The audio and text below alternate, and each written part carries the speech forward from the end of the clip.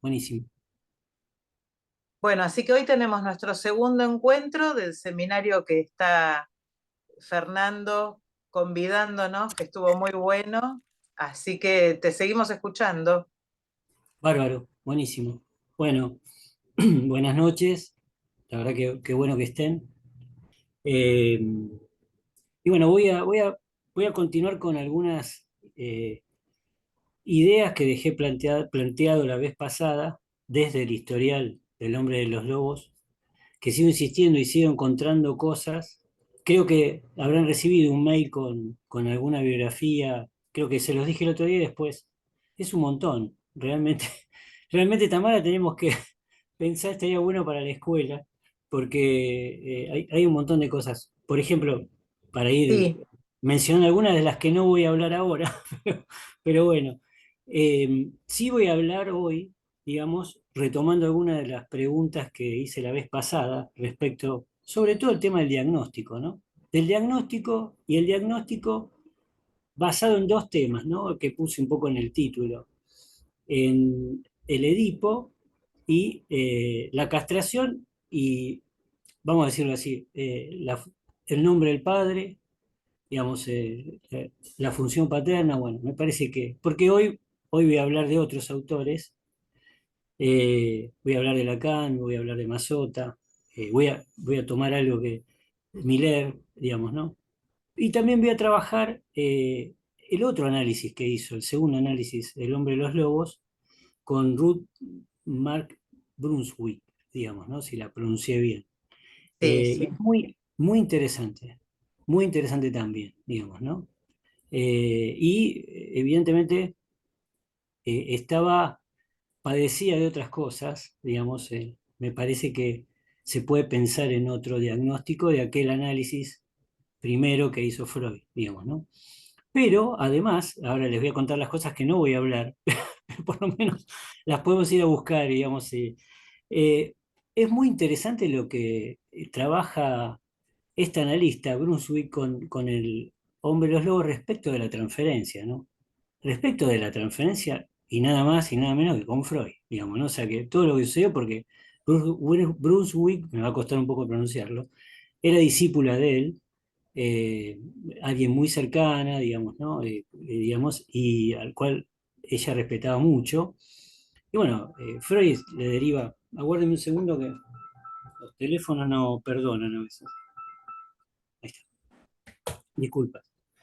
Y ahí hay todo un tema del trabajo que uno podría decir, podríamos trabajar también el tema de qué sucede con la transferencia, ¿no? ¿Qué sucedió en la transferencia con Freud y qué sucedió en la transferencia en este análisis? Y un poco ahí queda, que también lo toma Mazzotta, muy interesante en el trabajo este sobre, lo muestro acá, los casos de Sigmund Freud, el del hombre de los lobos, que está el dibujito ahí, de una parte del sueño de este paciente.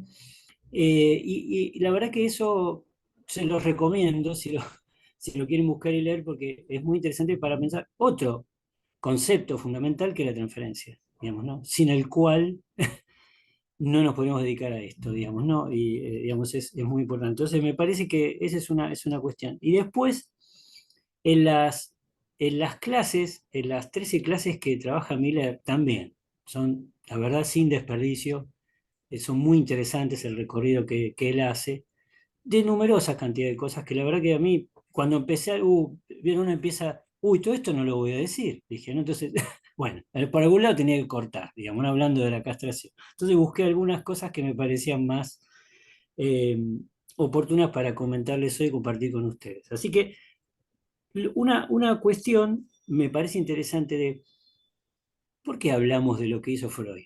Digamos, ¿no? O sea, ¿por qué seguimos hablando de lo que hizo Freud y pensando y descuartizándolo de alguna manera, ¿no? Eh, Porque me parece que yo, a mi entender, yo sigo aprendiendo de él, digamos, ¿no? O sea, y por ahí que mencioné la transferencia, de alguna manera, yo también estoy en transferencia con él, en el sentido de que comparto la misma causa, digamos, ¿no? O sea que de pensar la misma cantidad de cosas, y también saben que comparto, además de compartir el contenido teórico, las cuestiones que tienen que ver con la clínica, también de alguna manera, por ahí algunos de acá me conocen hace muchos años, y han acompañado este recorrido, la manera que Freud piensa me gusta, su manera de pensar, digamos, ¿no? Eh, y eso le ha llevado a tener conflictos, peleas. Este mismo historial tiene una parte que habla de discusiones y debates con dos. Uno de ellos, yo creo que un discípulo del cual tenía mucha admiración y se fue Jung, digamos, ¿no? Y el otro es Adler, digamos, ¿no? Pero de los primeros, digamos, de la primera tanda, de los pioneros junto a él. Entonces, me parece que es importante eh, poder leerlo a Freud y poder tomar los problemas que él deja planteado. A mí me parece interesante eso, digamos, ¿no? Si hay algo que me interesó respecto y por ahí es poder retomar los problemas que él deja planteados. Y me parece, y eso yo comparto la idea con Miller, de que hay un problema que deja planteado por ahí este historial, que es el problema de la castración. Hay Estoy con una... Ah, está Néstor. Bien, ahí está. ¿Cómo te va, Néstor? Lo pudiste solucionar. Estás con nosotros ahora. Bárbaro. Eh, y decía, me parece que un problema es el problema de la castración, ¿no?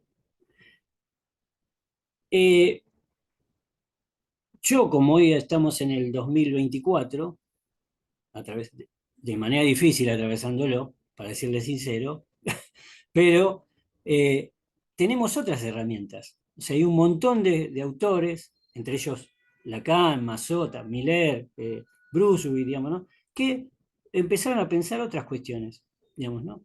Con otras herramientas, porque para pensar este problema, que a mí me parece que es uno, el problema de la castración, digamos, ¿no? Lo cual, el problema de la castración no es un problema menor, porque cómo se salga de esa relación. Yo pensaba, como uno piensa Freud, ¿no? La relación entre narcisismo, Edipo y castración, el resultado de cómo se combinen esas cuestiones va a dar una cosa u otra respecto de la subjetividad, de la asunción del sexo, bueno, varias cuestiones, ¿no? Entonces, vuelvo, tenemos otros elementos, hay otros desarrollos del psicoanálisis, hay otros aportes que nos permiten pensar tal vez esto desde otras niveles, si quieren, desde otros lugares, que Freud no contaba. Freud no contaba, digamos, ¿no? Con esos elementos, digamos, ¿no? Con lo que contó y lo que fue armando, porque él armó la teoría, digamos, ¿no? O sea, él armó todo esto que nosotros estamos, muchas de las cosas que estamos hablando, varias. Después hubo otros autores que aportaron otras ideas. Así que quería rescatar esto, o sea, que pensar desde, como dice Miller en estas 13 clases, desde la certeza freudiana, porque él pensaba que, bueno, volviendo un poco al historial que publica Freud y al análisis que él condujo, que se trataba de una neurosis infantil, una zoofobia, y después eso terminó, años después, como una neurosis obsesiva en la adultez, ¿no? Hasta ahí llegó, porque después pasaron otras cosas. Eh, pero está bueno, hay otra cosa que dice Miller que me parece importante y quería compartir con ustedes, es esto de eh, que la certeza que él tiene, tratar de conocer el fundamento de esa certeza. ¿Cuáles fueron los fundamentos? Y inclusive poder cuestionarlos. Porque si no, ¿saben qué? El riesgo, y por ahí Tamara me conoce, porque quiero que Diana, que la veo en otro cuadrito por ahí, me conocen hace tiempo, quedamos tipo como una Biblia, ¿no? Discúlpenme, o alguna cuestión medio religiosa, repitiendo lo que dicen los otros, la verdad. Y si eso, en realidad a mí me interesa más qué es lo que hace estos problemas en nosotros, en nuestro trabajo con los pacientes, en nuestra manera de pensar la clínica. Me parece que por ahí, y les digo que creo que es el espíritu de la escuela, la idea, ¿no? De nuestra formación es eso, digamos, ¿no? Poder pensar. Igual acá veo algunas otras personas que me conocen de otros lugares y saben que lo pensamos de esta forma, ¿no? Cuando estamos tratando otros historiales. Digo, entonces me parece que está bueno esto que él dice, conocer el fundamento. Pues veo que se habla mucho sin fundamento también, ¿no? También hay un poco de eso. No, bueno, hay muchas cosas así. Entonces, bueno, por ahí, ese era lo primero que les quería decir, ¿no? Entonces ahora voy a tomar lo que hace un poco, alguna parte, porque también es bastante largo, fueron, creo que, si no me equivoco, 4 o 5 años el análisis con Bruce Willis. Así que la verdad que el hombre de los lobos le aportó al psicoanálisis un montón. un montón, digamos, ¿no? De hecho, me parece que quedó con esa marca y, digamos, y bueno, y se sucedieron un montón de cosas, digamos, ¿no? Eh, es derivado por Freud, lo va a ver a Freud porque vuelve a tener algunos problemas, lo va a ver a Freud y Freud lo deriva a Bruce Willis, ¿no? Y lo empieza, y ella lo empieza a atender. Eh, y hay una cuestión que dice, como en el primer momento de este comienzo de este análisis, así no se puede vivir. Y creo que nosotros la vez pasada hablamos de algo de esto, porque esa frase está muy ligada a la identificación con la madre. La madre era la que decía que ante un problema que había tenido de salud, digamos, en el cuerpo, y él también, dijo, así no se puede seguir viviendo, digamos, ¿no? Entonces, vamos a empezar por ahí, digamos, ¿no? Eh, ¿Y qué aparece? Aparece con una idea fija hipocondríaca, digamos, ¿no? En su nariz, digamos, ¿no? Que era que había tenido un daño en la nariz que le produjo un agujero, ¿sí? Y hablaba permanentemente de una cicatriz, este agujero en la nariz, digamos, ¿no? Eh, Bruce lo describe de este modo, miren. Se lamentaba de ser víctima de un daño en la nariz causado por una electrolisis utilizada en el tratamiento de las glándulas sebáceas obstruidas de este órgano, ¿sí?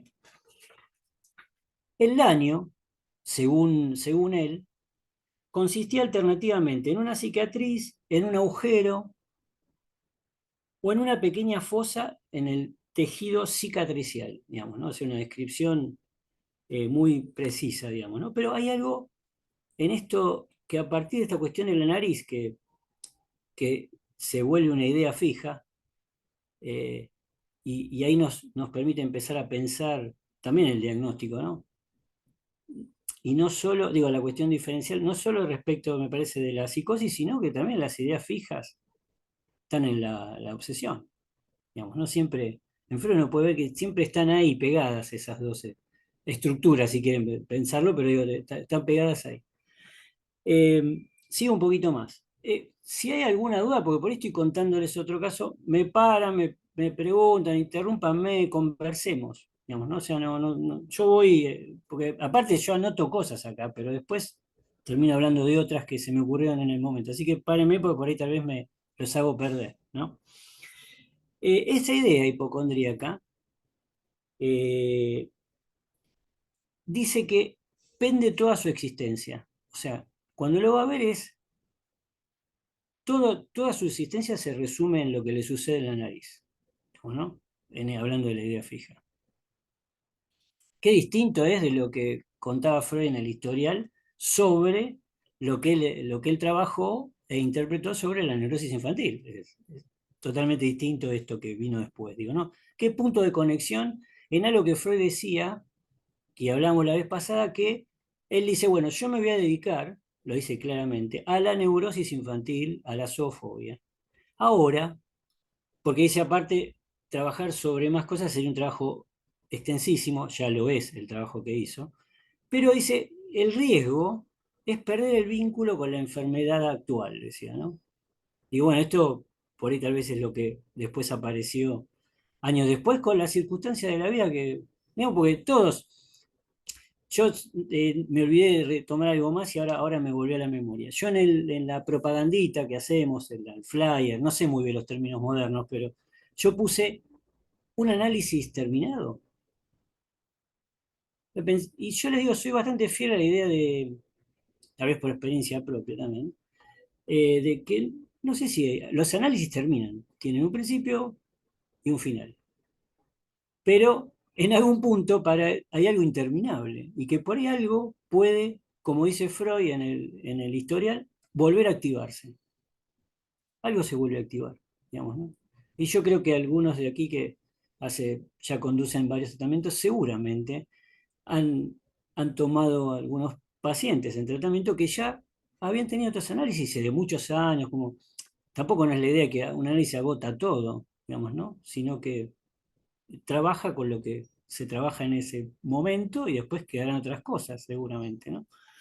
Bueno, por eso digo, acá hay algo que digamos, se puede volver a pensar, digamos, ¿no? Y de hecho, bueno, Bruce empieza a trabajar con algo que tiene que ver con estas ideas fijas hipocondríacas.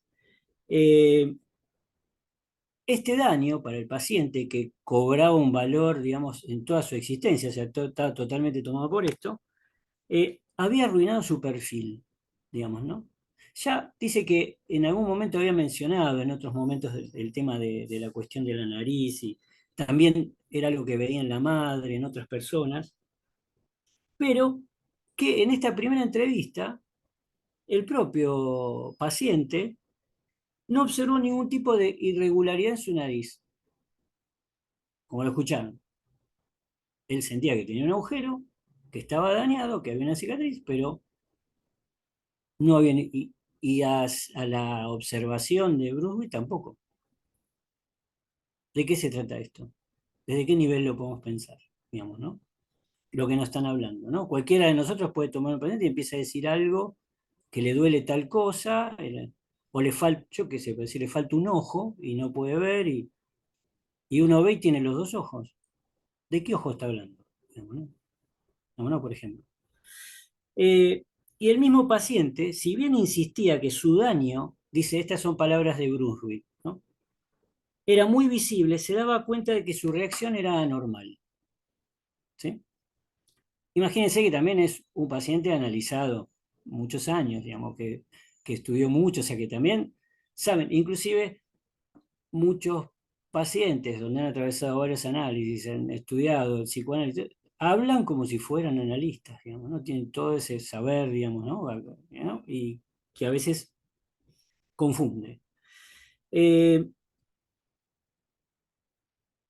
Después de muchas instancias médicas que había recorrido y siguió recorriendo el paciente, o el hombre de los lobos, pero digo, fue a verla muchos dermatólogos, ¿no? Lo fue a ver a Freud y Freud lo derivó a Bruce Willis. Y Bruce Willis agrega otra cosa más interesante, ¿no? Dice, si nada se podía hacer por su nariz, algo se debía hacer por su estado de ánimo, fuera su causa real o imaginaria.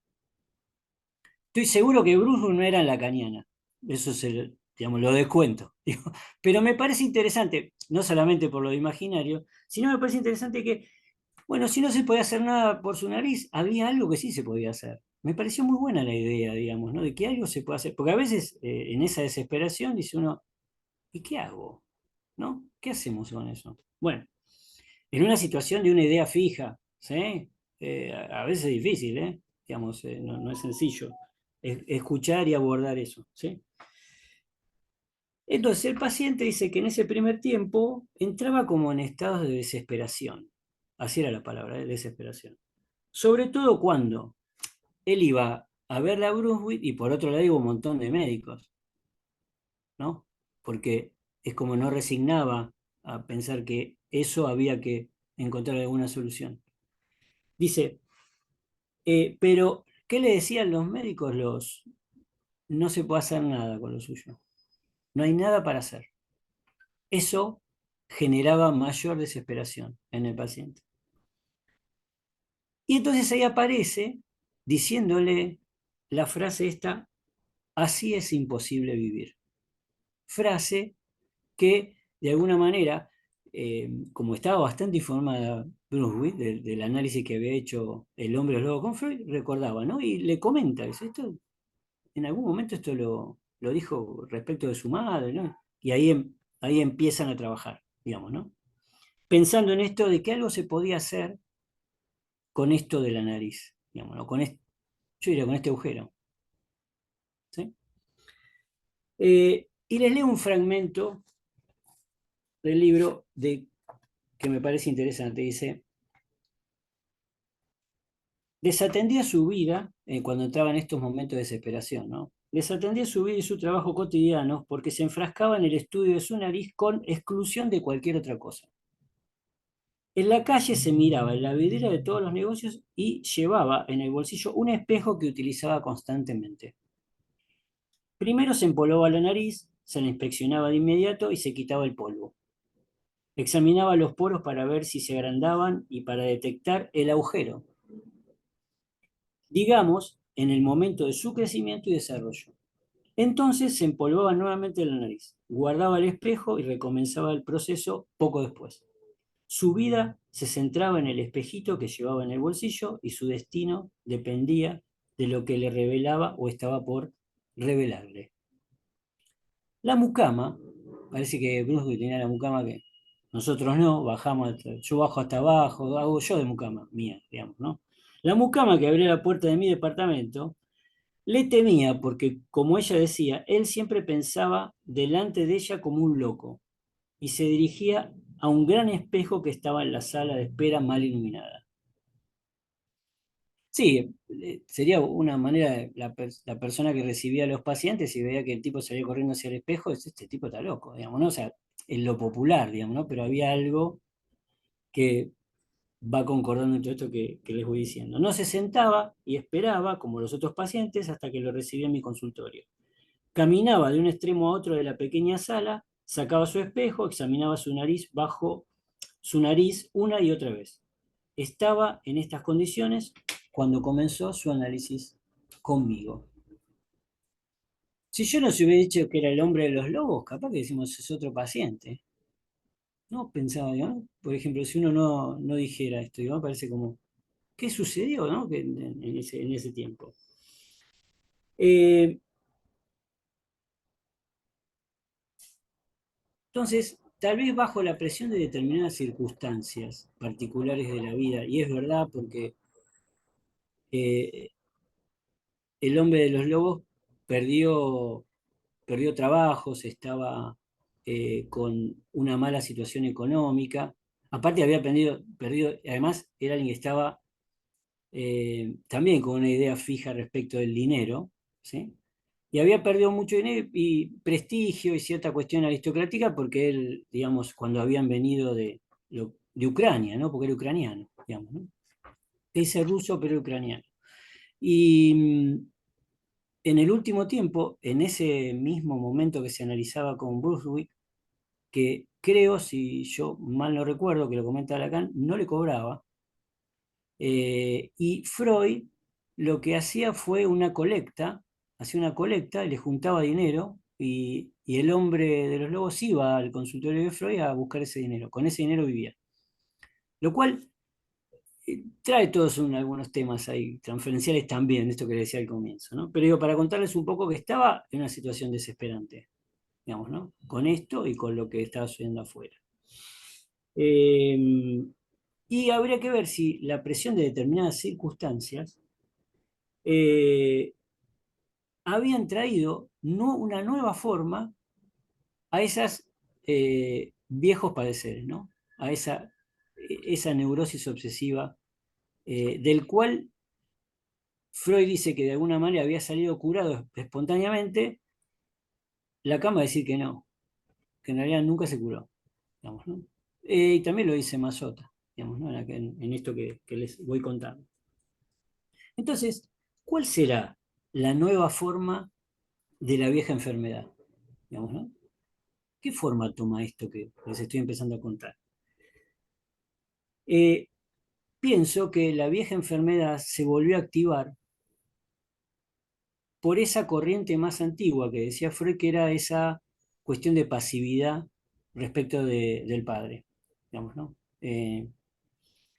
Y puede haberse activado respecto a algunas circunstancias particulares. Por ejemplo, en uno de esos momentos que el hombre de los lobos va a la casa de Freud a buscar el dinero, se encuentra con Freud todo como deformado en su cara, por decir de alguna manera, porque había sido operado de la mandíbula, del cáncer que tenía. Entonces se encontró con un Freud, como dicen, castrado.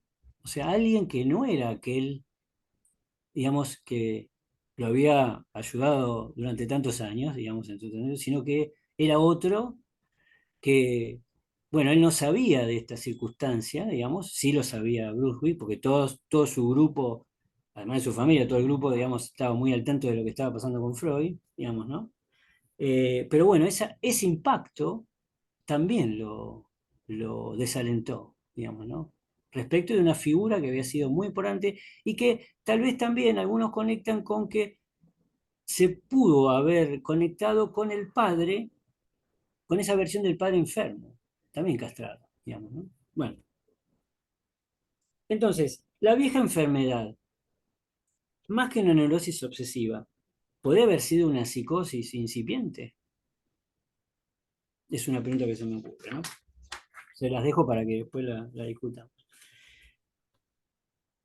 Les cuento algunas otras notas, porque parece ser que, eh, siempre aportando a la causa El hombre de los lobos, él escribió notas sobre su tratamiento con Bruce luego, como hizo también las notas sobre el tratamiento con Freud.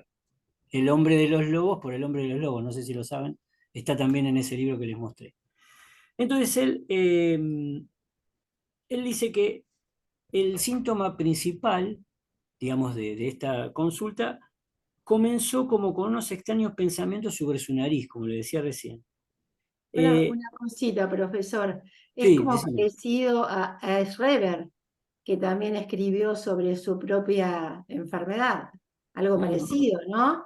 ujú. Yo pensaba, perdón si lo interrumpí un segundito, No, era, era muy perseguido, ¿no? Podía ser una paranoia, tal vez también, bueno, sí, ahí voy, está bien lo que decís, María Elena, porque y aparte ese agujero que no sé, no me quedó claro si lo tenía o era imaginario, y podía, no sé, se me ocurre estar pensando que podría él suplantar a la madre con la relación del padre.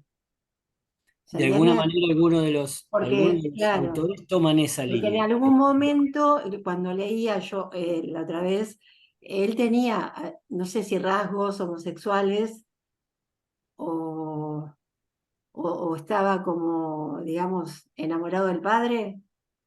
En realidad, digamos, tenía una, según como trabaja Freud en el caso, una posición pasiva respecto de la escena primaria hacia el padre, ¿sí? Que Sí, sí, sí, sí. condicionó su vida en el sentido de las elecciones sexuales, bueno, las elecciones que él tiene, que eso lo podrán ver en la historia. Y respecto de lo que decías, sí, en realidad, por lo que tomo del historial de Bruce Willis, ella dice que lo observa y no está tal. Igual él va al dermatólogo, le hacen un electrolisis que uno puede decir, el agujero está y no está, pero el agujero está, porque para el paciente, o sea, nosotros no podríamos dudar de que el agujero está. Digamos, hay algo del agujero Sí, que, sí, está el agujero, pero está la falta, dice usted. claro, y además ahí, por ese agujero, depende de su existencia, digamos, ¿no? Eso es lo que, y me parece que ahí hay una cuestión por ahí después para pensarlo. Ok, gracias. Ahí Diana, levanta la mano Diana. Perdón, yo No, estás pensaba que, perdonado. eh, buenas noches a todos. Está ¿Cómo el te va? agujero porque es su realidad psíquica, no importa si está el agujero o no está el agujero. Es Claro, su realidad psíquica. tal cual. Él tiene un agujero, no Él sabemos tiene si es agujero. verdad o no, Ujú, ¿no?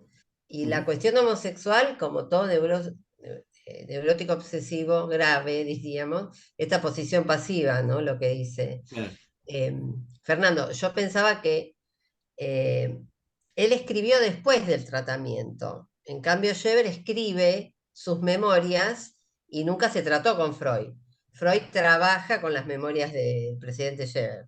No, Claro, él sí, sí, sí, sí. transferencia, no es interesante porque él en transferencia escribe El hombre de los lobos por El hombre de los lobos, claro, ¿no? Sí, Y claro. igual hay 300 millones de diagnósticos del pobre hombre de los lobos. sí, sí. Maleval hablaría algo de neurosis obsesiva atravesado por un fenómeno de locura, también podríamos pensarlo, Ah, ¿no? mirá Pero vos. bueno, quería Claro, aportar eso, ya me callo. sí. No, no, no, no, no, está bien. La vez pasada, está muy bueno, Fernando, porque yo te cuento, hago de puente dale. entre Diana, que el año pasado, un año atrás, incursionó en un seminario de verano sobre psicosis y está totalmente en sintonía con la frase que vos rescataste de esta segunda analista del hombre de los lobos, que es que algo se puede hacer. Ella dice, no vamos a desestimar lo que trae, digamos, tratando de ver si en la realidad tiene un problema en la nariz o no. Él nos dice que sí, y Claro, nosotros trabajamos sobre su relato, sí, no sí. sobre a ver qué le pasa, digamos, si no, estaríamos arrastrando la pierna con la astasia básica, dando vueltas por los médicos todavía. Bueno, Está te muy bien. dejo. No, pero está bueno lo que decís, Claro, porque en la medida de no retroceder, digamos, en general, digamos, tomando esa frase de Lacan, eh, yo digo, como retrocede un poco a la causa le del psicoanálisis frente a un montón de cuestiones que hay hoy, que parece que nosotros ya, es verdad que si yo me veo en el, como es en el YouTube de hace un tiempo, voy a tener no tantas canas y un poco más de pelo, pero uno tiene que seguir pensando cosas. Digamos, no es que nosotros no podemos ya pensar o no podemos analizar, no podemos tratar, porque hay algo de eso circulando. Entonces digo, bueno, me parece interesante esa frase respecto a qué hay para hacer. Porque los pacientes que vienen con dolencias orgánicas, digamos, también parece como que, y están con un pie adentro, yo digo sí, un pie adentro y otro afuera, digamos, ¿no? Del consultorio. Acá pasa lo mismo, hay un recorrido enorme por dermatólogos, los dentistas también, muchos odontólogos, ¿no? Que tengo mi hermano que es odontólogo y se enoja si le digo dentista. Es odontólogo y él está con un pie ahí respecto de la transferencia, ¿no? Respecto de la transferencia, digo, no me parece, vuelvo a eso. Pero continúo un poco, les agradezco las preguntas. Eh, Mire qué curioso, cuando la preocupación cedía de la nariz, ¿sí? Se ubicaba en los dientes. Entonces empezaba a ser recorrido por los odontólogos, ¿no? Lo curioso es que él buscaba a alguien, confiaba, decía, bueno, yo quiero que usted me solucione y todo, pero en definitiva terminaba desconfiando. Y un poco eso se repetía en la transferencia con Brunswick y también, de alguna manera, lo mismo hacía con, en algún momento, lo tomó Freud con, iba a ver, cuando era más joven, iba a ver sastres para hacer trajes. Y ningún cortador le venía bien, lo voy a decir así, digamos, ¿no? Siempre terminaba, digamos, disgustado con esa cuestión, digamos, ¿no? Y acá pasa algo parecido, ¿no? Pero entonces hacía como rallies, ¿no? Iba por un montón de odontólogos y, digamos, y ahí iba contando. Eh, Cuando había algo que no satisfacía lo que el paciente daba por sabido, comenzaba su desconfianza. Ahí, María Elena, lo que vos, esto tiene un tinte paranoide, digamos, ¿no? Y así lo define Brunswick, digamos, ¿no? Y recomenzaba su búsqueda por otro médico que diera, un médico o un odontólogo, según lo que estuviera en ese momento más como idea fija, porque él estaba convencido, hablamos de certeza, había una certeza ahí de otro tipo, de lo que tenía. ¿Sí? La desesperación acompañaba todos estos periplos, podemos decir, ¿no? Y él se preguntaba, ¿no? Esto está escrito, eso es lo interesante. Él se preguntaba, ¿cómo era posible que no existiera un tratamiento para su enfermedad? También pensaba, cuando esto se lo decía a Bruce, ¿no? Digo, ¿cómo puede ser que no haya un tratamiento para lo que me pasa? No se lo dijera a ella, digo, ¿no? Pero, y además, otra cuestión que se planteaba era que él se sentía que estaba condenado a llevar por el resto de su vida una cosa así en su nariz. Una cosa, le vuelvo a repetir, ¿no? Que estaba condenado a llevar una cosa así en su nariz. El agujero, digo, ¿no? ¿Qué agujero? Como dijo Diana, ¿no? Respecto a la realidad psíquica. Eh, entonces va a ver a otro médico y le dice, mire, y ya se hartaron porque había varios ya que ya no lo querían atender, ¿eh? Pero real, lo dice Bruno, no es un chiste mío. Yo uso humor, eso, pero esto es ahí, es la verdad verdadera, como dicen los chicos, ¿no? Eh, Le dice, no se puede hacer nada. Eh, Frente a estas últimas frases de los médicos, él se quedaba con esa frase repiqueteando todo el tiempo en su cabeza y dice, el mundo se le vino abajo. Entonces también acá hay otro índice pensando en el diagnóstico, porque uno puede tener un malestar o algo, pero el mundo no se viene abajo, ¿no? Digo, por ahí, lo digo para pensarlo con ustedes, ¿eh? Porque es como dice Diana, esto digo para mucha discusión, ¿no? Yo no sé, vos me parece que no estabas el otro día, Diana, pero yo dije que esto no se estudia tanto en la universidad, pero escritos hay montones, montones. Yo no me había dado cuenta de cuánto tenía acá en mi casa, por ejemplo, sobre el hombre de los lobos. Entonces el mundo se le vino abajo. Otro elemento, ¿no? ¿Qué hacemos cuando el mundo se viene abajo? Digamos, ¿no?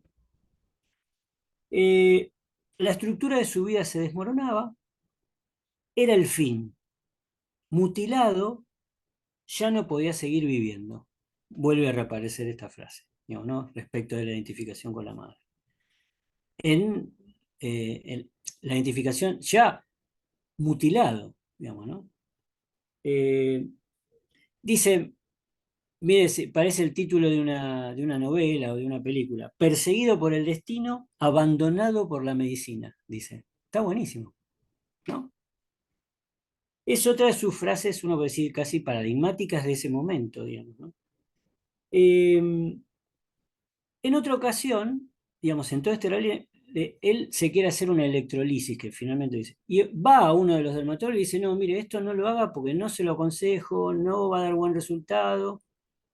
Claro, le dice eso, desconfía y va a otro. No, seguimos con esta cuestión paranoica.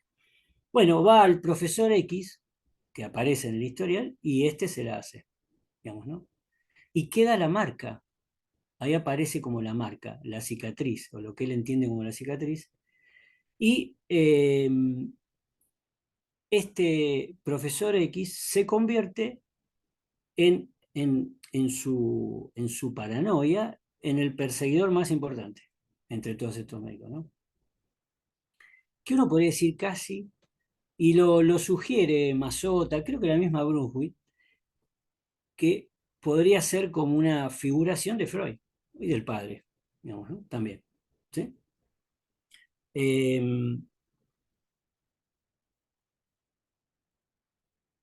Aparte, cuando él entra en este tema de la desesperación, dice, no encuentra la manera de salir, digamos, ¿no? Y no había posibilidad de escape. Esas cicatrices, decía, no van a desaparecer jamás. Lo que siguió a esto era una, una cosa compulsiva, que ya tenía, Freud ya le había señalado, de mirarse en el espejito del bolsillo, digamos, ¿no? Que siempre llevaba con él para tratar de establecer de alguna manera cuál era la gravedad de su mutilación, digamos, ¿no? Esa era la situación en la que se encontraba. ¿Qué diagnóstico también pone Brunswick a este paciente? Dice que era una paranoia de tipo hipocondríaco y para justificar este diagnóstico respecto del trabajo que había tenido con este paciente, ella dice que esta hipocondría pertenece a los cuadros psicóticos, dice, ¿no? Y la diferencia, porque en realidad lo que ve es que lo veía desesperado, pero no estaba angustiado, no había angustia. Entonces ella dice, la angustia, dice, es un elemento importante para pensar en una neurosis de angustia, ¿sí? O una neurastenia también, ¿no? Ahí sigue un poco la idea freudiana también. Pero no era esto, dice, y dice así, la hipocondría verdadera no es una neurosis, dice, pertenece más al cuadro de la psicosis. Presenta un cuadro característico donde existe una preocupación exclusiva sobre un órgano al que cree dañado o enfermo. ¿Sí? De este modo, si bien la forma es hipocondríaca, el contenido, en realidad, de esta psicosis es la persecución. O sea, lo que empieza a abrirse en el trabajo analítico es toda esta cuestión persecutoria, digamos, ¿no? Ahora decía, porque es verdad que era talentoso el hombre de los lobos, decía que él tenía un talento particular para crear situaciones acordes a su sentimiento de desconfianza, ¿no? Él decía que confiaba en alguien y después terminaba desconfiando, digamos, ¿no? Eso Bruce lo pudo pescar en la transferencia, ¿no? porque hacía así, rogaba a todos y a cada uno de estos que trabajaban con él, que trabajaban, que lo curaran, que trataran de ver, y que lo hicieran bien. Pero, dice, de ninguno de estos nunca o jamás quedaba satisfecho. ¿Sí? Son notas, algunas cosas son notas del propio paciente que después se las dio a Bruegel, ¿no?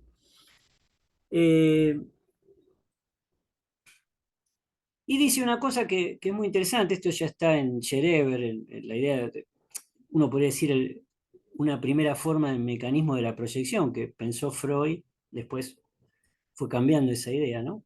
Pero él dice que, perdón, Bruegel dice acá, que este profesor X, que era el perseguidor principal, es en realidad la proyección, ¿sí?, de la hostilidad del propio paciente hacia su objeto, ¿sí? Dice que esa es la hostilidad que no puede ser Freud, el padre, digamos, ¿no? Bruegel, bueno, digamos, ¿no? Y desde ahí trabaja ella, con bastante éxito, ¿eh? Avanza bien, digamos, se estabilizan algunas cosas, digamos. Paro hoy en este historial, ¿no? Del poco entre lo que cuenta Bruegel y lo que cuenta el paciente. Ahora les voy a contar un poco qué dijo Lacan sobre este buen hombre, digamos, ¿no? Eh, Lacan creo que me parece que en el discurso de Roma, en función y campo de la palabra, ahí sin mencionar algo toma ahí. La verdad que no di a tiempo, me hubiese gustado, me anotaba cosas, voy a buscar ahí, no llegué, la verdad. Bueno, eh, no llegué porque, bueno, pero de alguna manera sí hay otro trabajo, que no sé por dónde lo tengo, se los voy a mostrar. Esto no se hace en televisión, ¿no? Pero es este, que es En los confines del seminario, que salió publicado creo que el año pasado o el anterior, que son las clases que dio Lacan sobre el hombre de los lobos, como en un grupo de estudio, alguien se tomó el trabajo de publicarlas, digamos, ¿no?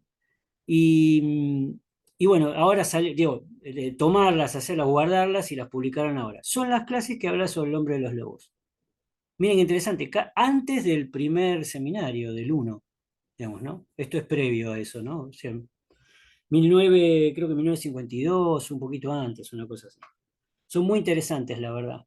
Es un Lacan distinto, uno lo lee, digamos, ¿no? Pero la verdad que muy preciso, con muchas cosas, digamos, que concuerdan y van pensando tienen como una sintonía con lo que dijo después y con otros autores.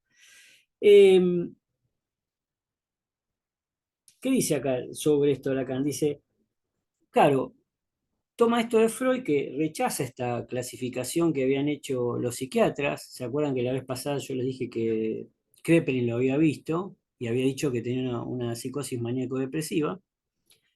Porque él sostenía, y vuelve a la certeza, a la idea de que lo que se trataba de este paciente era de una neurosis obsesiva, digamos, ¿no? O una neurosis infantil, eh, que había tenido una curación espontánea, ¿sí? Eh, Aunque Lacan dice que en realidad no es que tuvo una curación espontánea, sino que estuvo mal curada, dice él. ¿Mm? Y él va a poner el acento y va a empezar a pensar esto que después van a ser, bueno, creo que va a venir primero el tema del estadio del espejo y todo, pero va a empezar a tratar de pensar en distintos niveles, digamos, ¿no?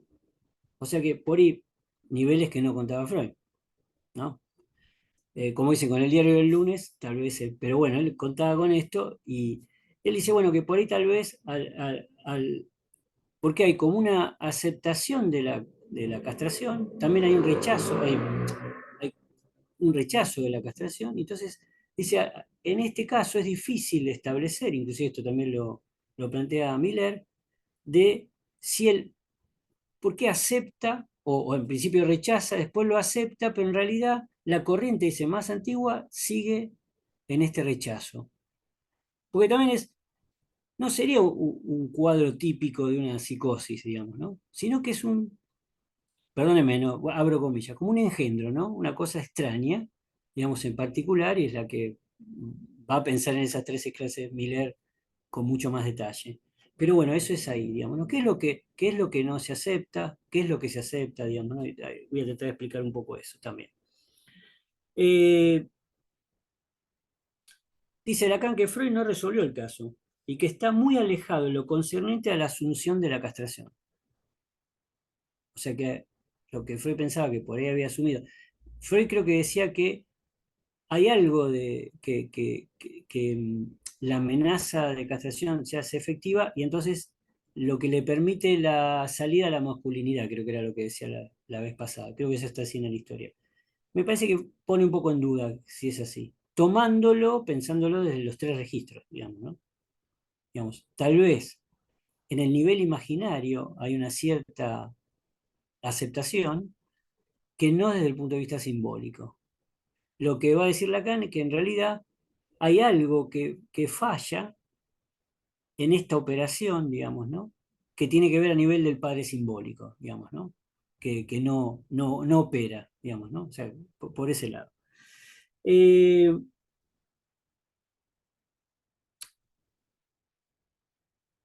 Dice también Lacan, es indudable que el padre se convirtió para él en esta época en una persona temida, eso no había duda, estaba bien, que amenaza llevar a cabo la castración.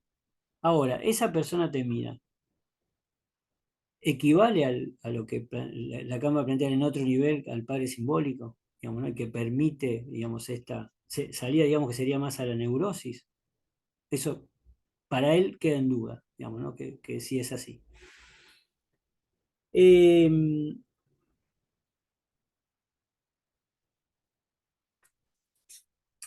otra cosa dice? Dice, más que un padre no castrador, dice así, perdón, dice que lo que parece más es como un padre no castrador, que es no castrador ni en sus actos, este padre, ni en su ser, digamos, ¿no? Y él dice que esto, para Lacan, tomando el historial, puede deberse, que aparece como un padre no castrador, por la condición de enfermedad que tiene el padre, digamos, ¿no? Y ahora me hizo pensar también esto que hablábamos de cuando se encuentra en ese momento de desesperanza, se encuentra con Freud así en esa situación también, hay algo que lo impactó, digamos, ¿no? A nivel imaginario, pero lo imaginario no es una cosa que no tiene ningún sentido y que tiene, tiene una implicancia en lo simbólico importante, digamos, ¿no? Eh, y dice, este padre aparece más como castrado, ¿sí? Que como castrador. Y como consecuencia de ello, la rivalidad con el padre está lejos de realizarse, dice Lacan. Digamos, no es que esto entre en una rivalidad con el padre, dice, está lejos de realizarse. ¿Por qué estaría lejos de realizarse, no? Eh, Dice, lo que el sujeto procura conquistar y de lo cual espera que le aporte una satisfacción, estas son palabras de Lacan, ¿no? Es de la relación de orden simbólico con el padre. O sea que si algo de esto no aparece de esa operación, no, no va a poder realizarse. Hay algo que no se realiza y tal vez cobre más sentido en esta idea, esta cuestión del rechazo de la castración, digamos, ¿no? Que aparece. Porque en un momento, bueno, ustedes saben de la alucinación del dedo cortado que hablé la vez pasada, en el análisis de esa parte, aparece la palabra alemana Verwerfung, que toma Lacan para pensar su mecanismo, para pensar el mecanismo para la psicosis, digamos, ¿no? Eh, Entonces, ¿qué sucede entonces? Esta es una pregunta a mí. ¿Qué sucede entonces cuando hay una ausencia de esta operación de corte, ¿no? Del padre simbólico? ¿Qué sucede cuando no se ejerce esta función a lo que se espera? ¿Y qué consecuencias lleva? Es otra la salida, son otras consecuencias. Eh, y entonces dice, Lacan dice que en esta búsqueda del hombre de los lobos por un padre castrador, se encuentra con dos tipos de padres, dice, ¿no? Dice, por un lado están los padres castradores, representados por los odontólogos, volviendo al caso de Brunswick. Y por otro, los padres mortíferos, ¿sí? Y con estos me interesaría quedarme un poquito. ¿Qué son los dermatólogos? Están representados mayormente por los dermatólogos. Y en particular por el máximo perseguidor que tuvo, que era el profesor X. ¿Mm? Ahora dice que los padres mortíferos, dice Lacan, y esto me interesaba señalar también, dentro del marco edípico, dice Lacan, si no se sitúa en el plano de la relación imaginaria más primitiva, el paciente queda más ligado a la imagen de la escena primitiva. En este caso se identifica el sujeto con esta actitud pasiva, la que vinimos hablando más temprano, que dice que esto puede ser causa de una suprema angustia, ¿sí? Ya que equivale, dice, a una fragmentación definitiva, ¿no? Estamos en esto de un padre mortífero, ¿no? Representado en este profesor X. Dice, este padre mortífero es una amenaza de muerte para el yo del sujeto que tiene por efecto desencadenar una reacción de huida, digamos, ¿no? Huye, digamos, ¿no? También dice que se trata como de una agresividad radical, y frente a esto dice, al paciente le quedan dos opciones, dice, esto es todo el Lacan en este trabajo de esas clases, ¿no? Que una opción sería reprimir, mecanismo que pudo haber operado en aquel momento cuando se constituyó la neurosis obsesiva, digamos, ¿no? O la neurosis de la infancia, puede haber sido eso. O sea, queda una instancia reprimir, o poner en tela de juicio todo lo que atañe a su posición.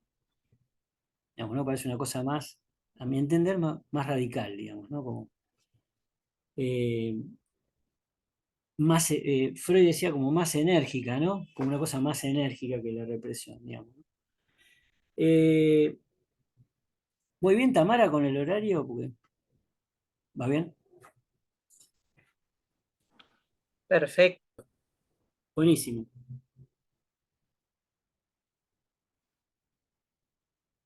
Dice, por ejemplo, ¿no? Eh,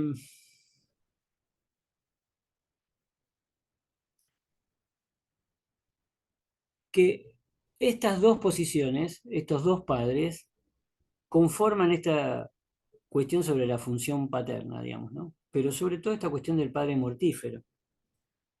Entonces, dice, por ejemplo, Freud contaba que cuando iba a ver lisiados, o cuando dio la casualidad que en un momento vio lisiados o vio mendigos, le costaba, tenía que inspirar cada vez, digamos, ¿no? Que se encontraba con ese tipo, porque eso le recordaba algo a su padre. Su padre en caída, digamos, en caída en esa función, digamos, ¿no? Dice Freud, este síntoma se refería al padre, el cual le había inspirado lástima cuando fue a visitarle al consultorio. Algo en esta misma línea le sucedió años después cuando lo fue a ver a Freud. No, insisto con eso. Eh, Voy a algunas ideas que plantea Miller también desde Lacan. Eh, Como decía, para Miller, la cuestión sobre el problema de la castración no está tan claro. Igual, como dije al comienzo, los problemas son los que, las preguntas son las que nos interesan. Respuestas parece haber montones, pero por ahí las preguntas son las que quedan y las que impulsan esto, los problemas también, digamos, ¿no? Yo digo también que nosotros trabajamos con los conflictos. Si alguien no nos dice por qué sufre o no tenemos mucho para hacer, digamos, tenemos que tratar de causar eso, digamos, ¿no? Así que bueno, por ahí estamos tomando algunos de estos problemas. Y hay una frase que en el historial de Freud que dice así, es una cosa que dice Freud, y miren qué interesante respecto a lo que venimos viendo. Dice, la posición inicial de nuestro paciente ante el problema de la castración nos es conocida, ¿no? La rechazó y permaneció en el punto de vista del acto sexual por el ano, ¿sí? Al decir que la rechazó, nos referimos a que no quiso saber nada de ella en el sentido de la represión. Tal actitud no suponía juicio alguno sobre su existencia. pero equivalía a hacerla inexistente. Es un problema, porque ¿qué sería algo que se rechaza y que no está en el sentido de la represión? Porque no es la represión.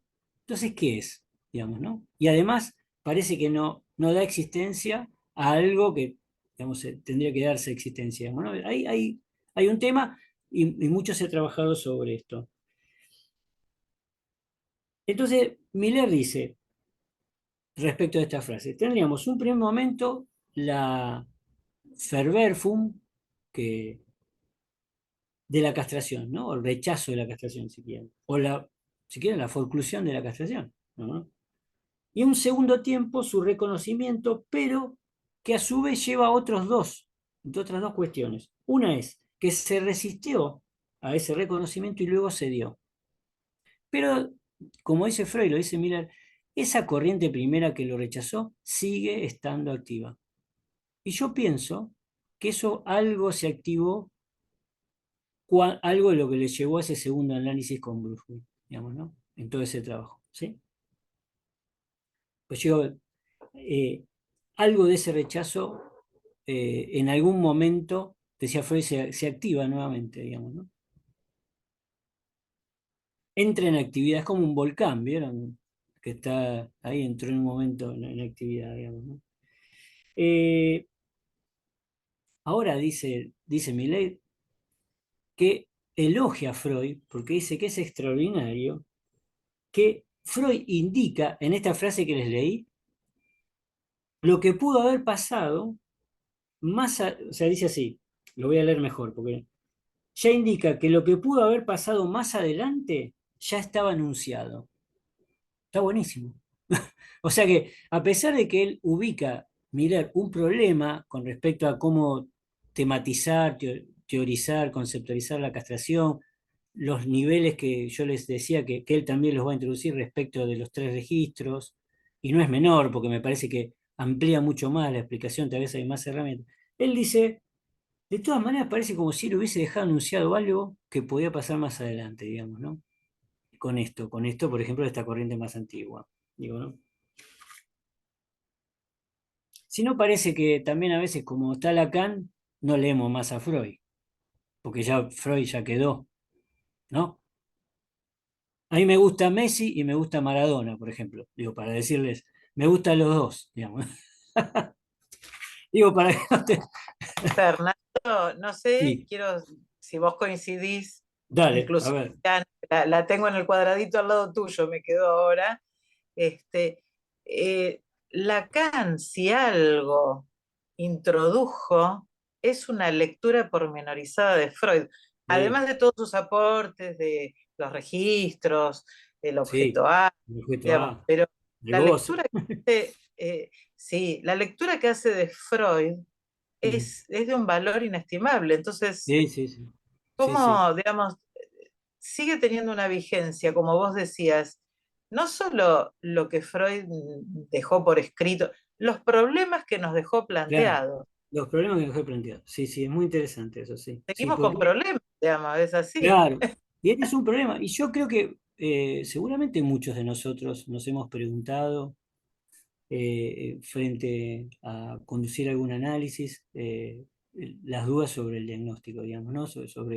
Eh, Y lo que vos citaste de lo que sí, pasaba con el hombre de los lobos, no lo querían atender.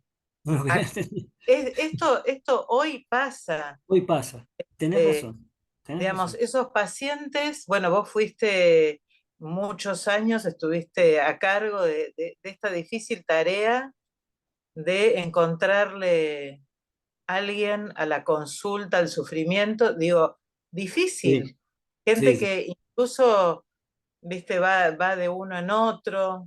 Yo me pregunto, ¿por qué Freud lo derivó con esta analista, ¿no? Ujú. Pero, Está bueno esa pregunta, ¿no? Me parece que algo de trabajar esta cuestión de esta identificación con la madre y esa cuestión de la pasividad, me parece que algo se puso en juego en eso. Está sí, bueno, por eso digo, es tan rico, hay tantas otras cosas para pensar que podríamos seguir. De hecho, me van a quedar cosas afuera hoy que pensé, digamos, ¿no? Y yo pensé que me iba a quedar corto, digamos, ¿no? Pero te agradezco, Tamara, lo que comentás. Eh, Perdón. sí, Néstor.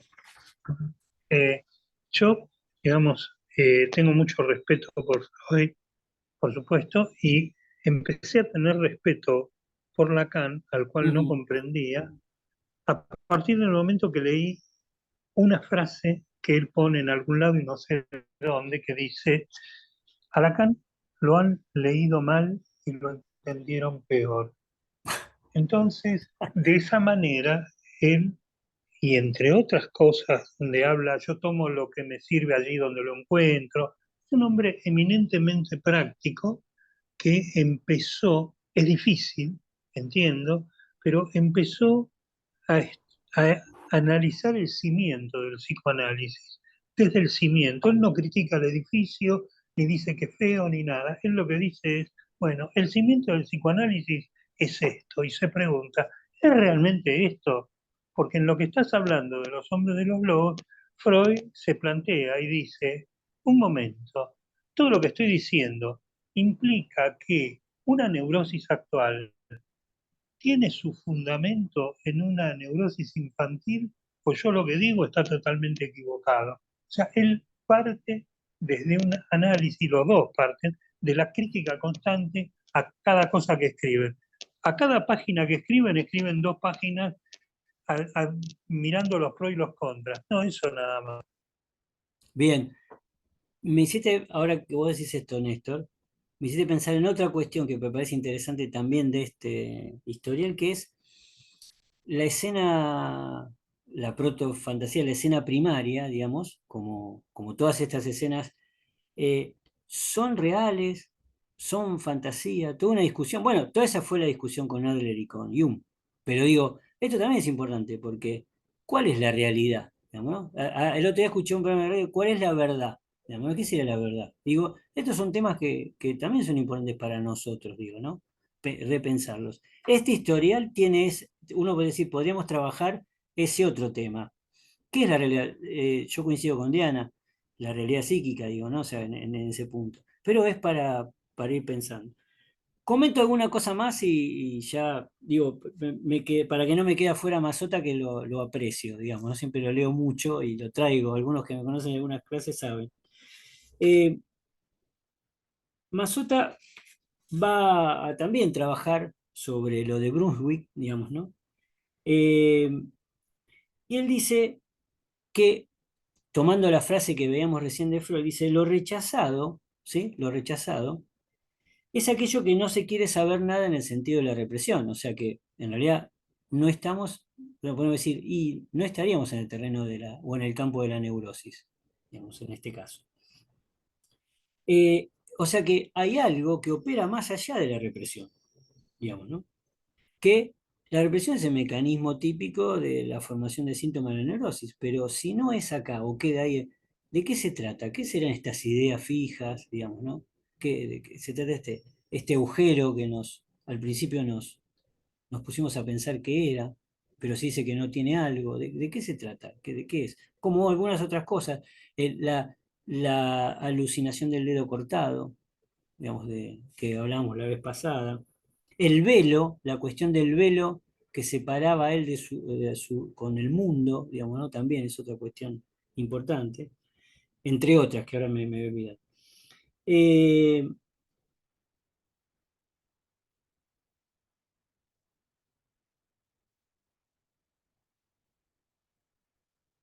Dice Mazota, ¿no?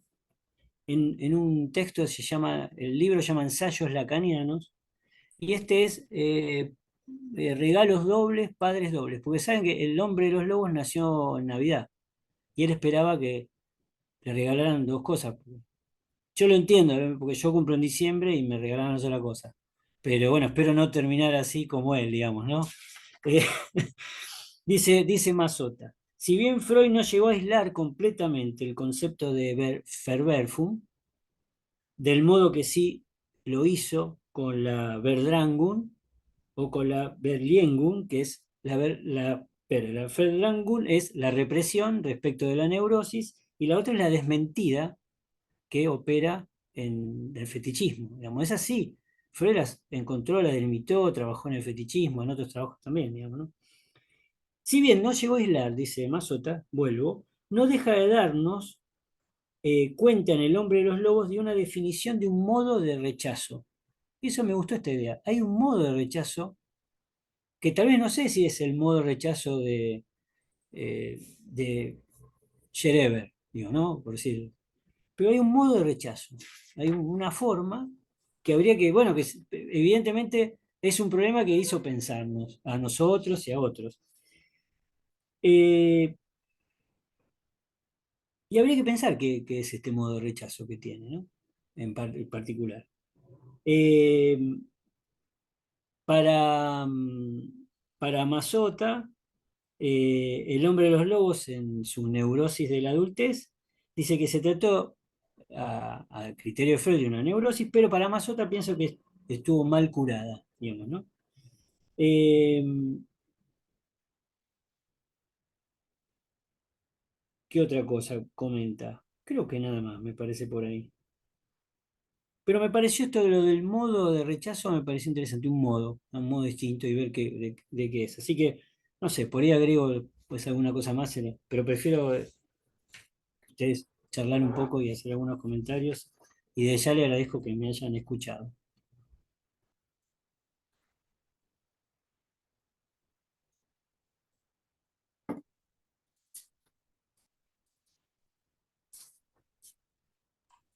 Me quedé pensando, bueno, divino, claro como siempre, Fernando.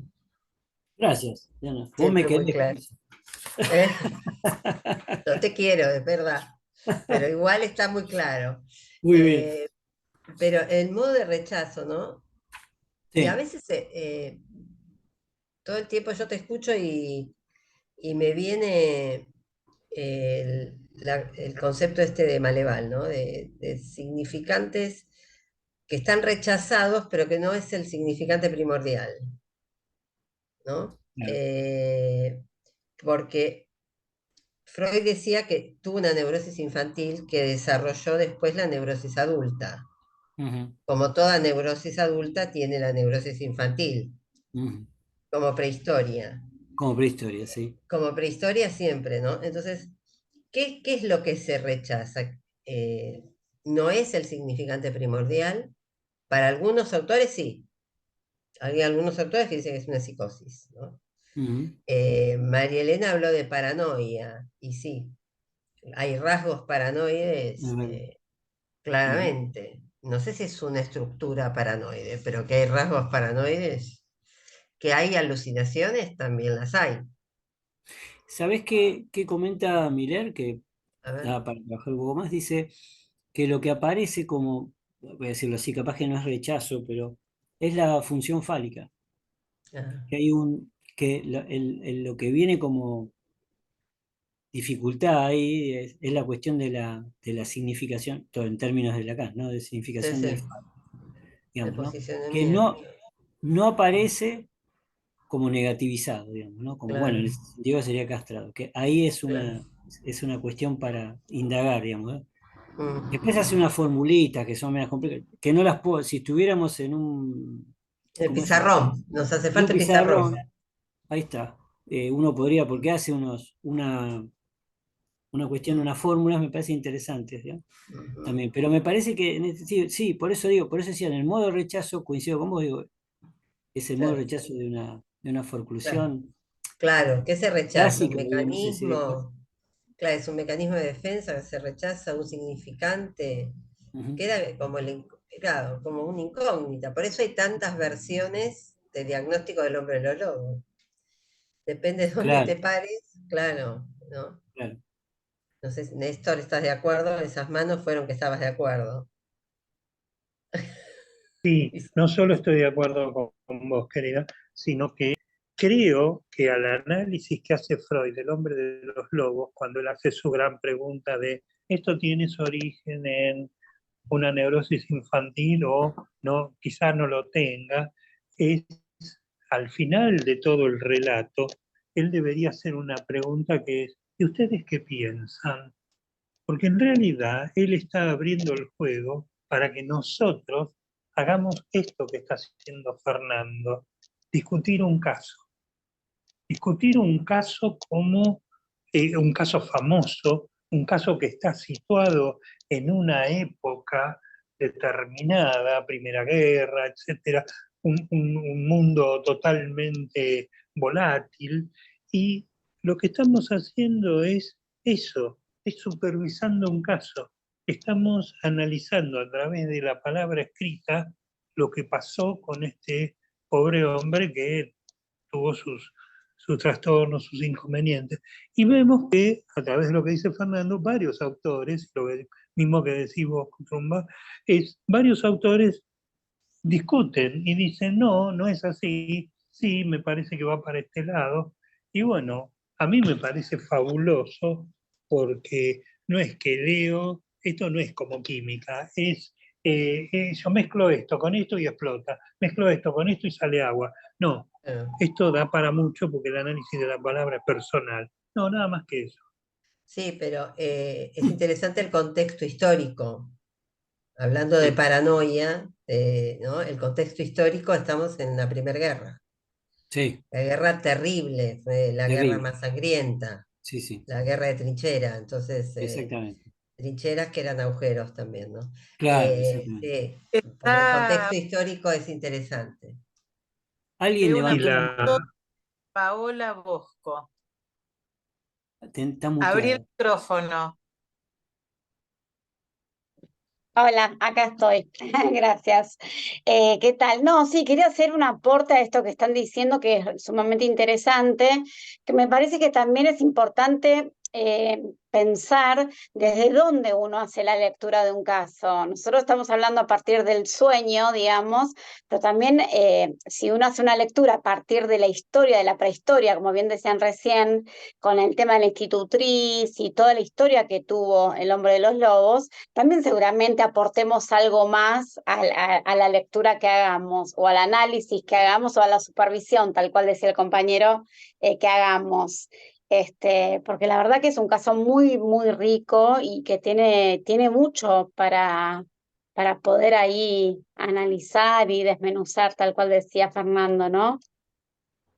Sí, Em, tenés razón, y por ahí a lo que vos decís, Paola, me quedé pensando también lo de Néstor, que en realidad los textos de Freud tienen preguntas, digamos, ¿no? Son problemáticos, digamos, ¿no? Es como uno los quiera leer, digamos, ¿no? O sea, eh, y me parece que el modo de lectura también es el modo, digamos, que uno utiliza en la práctica analítica, digamos, ¿no? O sea, yo creo que coinciden en eso, en ese punto. Y, y por ahí la idea era eso, transmitirle esos problemas. Y es verdad, ¿viste? Es muy rico, porque uno podría tomar esa línea, digamos, ¿no?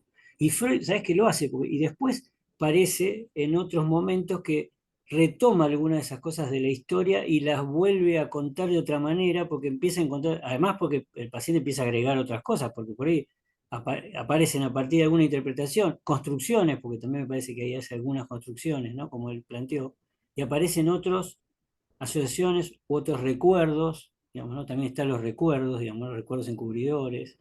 Está muy interesante la idea de historia también. ¿Cuál es la historia que a nosotros nos interesa? ¿Qué historia es la que se arma en un análisis, digamos, ¿no? Me parece que hay cosas muy, muy interesantes para tomar. Y después a mí me interesó esto porque hablar del diagnóstico, ¿no? Yo por hace muchos años ya que soy psicópata y los aburro, acá hay algunos que me conocen, pero me parece buenísimo hablar de eso, porque si no es como cederle lugar a otros, ¿no?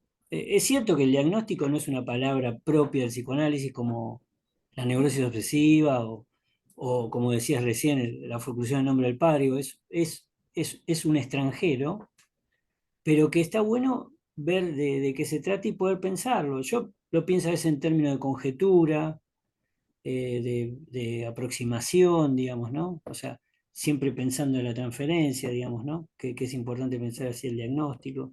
Digo, me parecía que esto también era como una excusa agarrar al hombre de los lobos para traer este tema del diagnóstico, traer este tema de los problemas que atañen a nuestra práctica, porque esto que pasa con el hombre de los lobos, que desde hace montones de años, yo creo que nos pasa y sé porque yo estoy en un grupo de trabajo en el departamento de psicoanálisis donde trabajamos casos y y nos ponemos en discusión. ¿Será esto de para allá? Y sugerimos cosas y vemos, y bueno, y está bueno, eso me parece que enriquece, digamos, ¿no? En ese punto me interesaba transmitirles esto, espero haberlo hecho. Si después, además de la grabación, me quieren preguntar algo por algún texto que trabajé, con todo gusto, está buenísimo que se puede, que esto provoque así la lectura, digamos, ¿no? Los comentarios. Claro, Fernando, yo coincido con Diana, son dos encuentros que para mí fueron maravillosos porque nos hacen pensar, no venís a contarnos, viste, el caso cerrado, que hay una serie que se llama así, ¿no? Eso se Caso cerrado. Acá claro. son casos abiertos Ujú. porque Freud ya lo atendió, la otra analista también, y no deja de producir preguntas, el hombre de los lobos, que particularmente a mí me parece fantástico porque si hay algo que podemos pensar del diagnóstico en psicoanálisis, es que la única posibilidad es pensarlo en transferencia. No tenemos a Claro. priori, el diagnóstico Sí. es, como dice Lacan, habrá sido, y Ujú. en El hombre de los lobos es interesantísimo que vos elegiste un historial, digamos, de los de Freud, que tiene la cuestión de que, en el título, ¿no? Es la historia de una neurosis infantil. Y yo lo dejo picando porque gracias a estas clases armé una propuesta de seminario porque no es lo mismo la neurosis infantil que la neurosis de la infancia. Y la fobia del hombre de los lobos quizás es el pie más firme que tenía en algún modo de discurso neurótico, si se quiere, para que Freud pueda pensarlo como un obsesivo, con algunos momentos que trastabilla, ¿no? Ese Sí, agujero del que sí, está pendiente, que a veces parece que él se cae en ese agujero que se mira. sí. Está bueno lo de trastabillar. Está buena la idea de trastabillar. Es Y interesante. lo que pasa es que nosotros nos manejamos por lo que hablamos, ¿no? No Sí, hay, es la sí, escucha, pero la verdad que es, digamos, sigue dejándonos pensar. Eso es sí. la tradición de Freud tiene esa virtud. Eso es Ujú. lo que nos encanta también, que Sí, Freud no es que viene a decirnos, miren, la cosa es así. No, no, miren, la verdad que fue un problema este paciente. Y por otro lado, vos decías del nombre del padre, la dificultad. El hombre de los lobos termina firmando sus pinturas con el nombre Hombre de los Lobos. Se no, identifica te al queda término claro. con el cual Freud lo nombra. Digo, se hace de algún lugar un nombre, pero es Claro. interesante. La verdad es inagotable. Vamos, tenemos que Sí. hacer, ¿viste? Anual el seminario de verano, otoño, invierno, primavera, Claro, está porque bueno, claro. da Sí, para sí, un montón. tiene un montón de temas, la verdad que sí, la verdad que ¿Sí? sí. Yo me tengo que despedir porque me están llamando. Gracias, gracias Fernando, gracias Tamara. Buenas noches a todos. Espero verlos en la escuela prontamente. Un cariño. Hasta Gracias. luego. Ana. Chao, Y Buenas Diana. noches. digo, el libro que vos mostraste, Fernando, el Sí, de Masota, la sí, compilación Hombre, si alguno está en la escuela o es parte del Centro Oro o se quiere acercar, está en la biblioteca del Centro está en la Oro. biblioteca, claro. Este, Buenísimo. las bibliotecas de las instituciones psicoanalíticas de la ciudad de Buenos Aires, por lo menos, que yo no conozco las del interior, son muy nutridas y muy generosas.